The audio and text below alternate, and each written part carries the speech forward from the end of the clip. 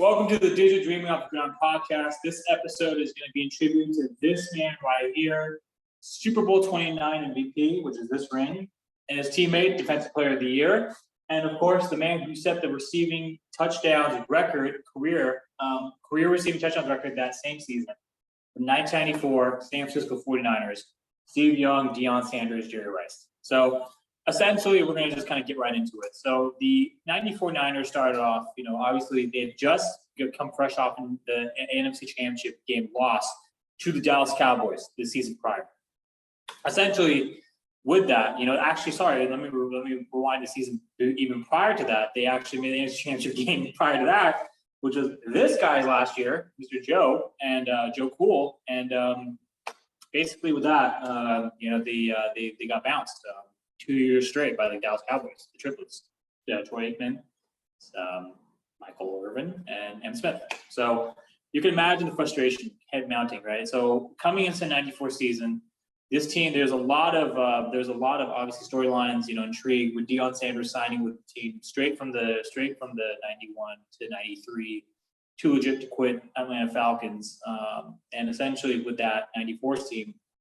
They were primed in that literally prime now, on the defensive side of the ball, with now, Hall of Famer coming into the Hall of Fame this season or this year, Brian Young, and with, guys like Deion Sanders in secondary, with Merton Hanks, Eric Davis, obviously, Brian Young with Davis Stubblefield, up front, on the front four, to kind of really compete and make a run. So let's just get right into it. So 94 season starts off, Niners, I believe, they started off and they basically wrapped up the regular season. They started off and they finished with a 13-3, regular season record. On the only loss coming out of the hands of this guy, Kansas City, one of those three losses against Joe Montana and the Kansas City Chiefs at Arrowhead Stadium that year, which ultimately also be Joe's last season. When the team finished 13-3, they ran through the playoffs up to the 91 NFC Championship game when they had to play the Dallas Cowboys. Niners started off that game hot. Eric Davis had returned a pick, for a touchdown, so it was a pick six.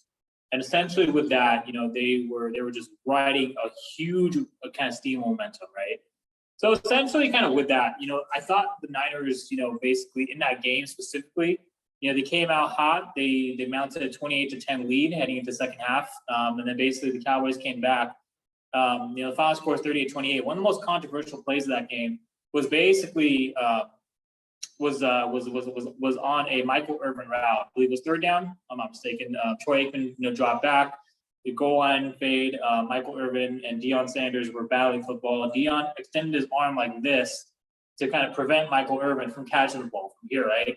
So Deion extended his arm like this. Michael Irvin prevented him catching the ball like that.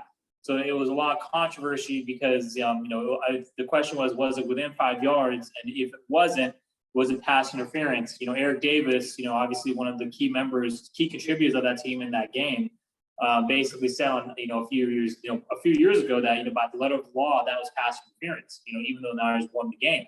So even though it's towards his benefit, he calls it like he sees it. He said that was pass interference, right? But essentially, the way I view it, I thought that, there was a hand fighting situation and, it could go either way. Through those games, refs may let it go. Refs may call it, they may let it fly, So obviously being an Irish fan, I've been on the receiving end of both these types of plays.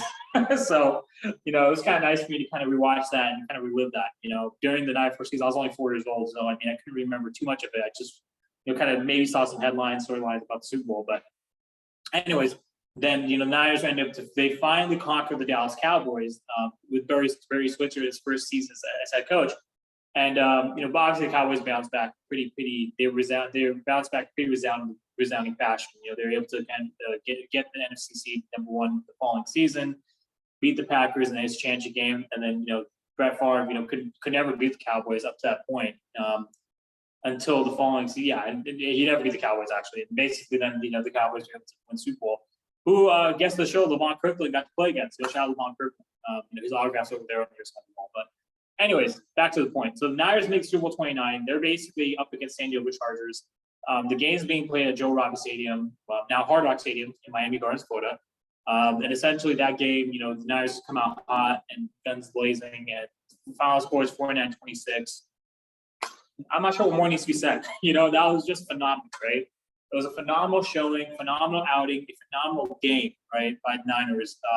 Steve Young, this guy basically was finally able to kind of debunk narrative that 16 right here was the only way the Niners could ever win a championship, right? Not to say that Joe couldn't take that Niners team to a championship, had he stayed. I think perhaps, had he stayed healthy, and if he was not traded, potentially they could have made, like I said in the episode, a couple episodes ago about the 1990 49ers season, that Joe could have potentially taken that team to a three-peat, potentially could have won more than 5 rings. He potentially could have won maybe 6 rings, if they kept the core intact. But anyways, and they did, obviously Jerry, Joe, Steve, but anyways, I digress. Back to the point. Steve Young was finally able to get the monkey off his back. Steve Young threw 6 touchdowns in an NFL record in the Super Bowl, still a record to this day. The Niners, obviously, that follows up their last Super Bowl led by this guy, number 16, who basically who were able to set the records for 55 points. And I believe the Niners that year, they set the record for most points by an offense. Later broken by the 1999 Rams, this guy.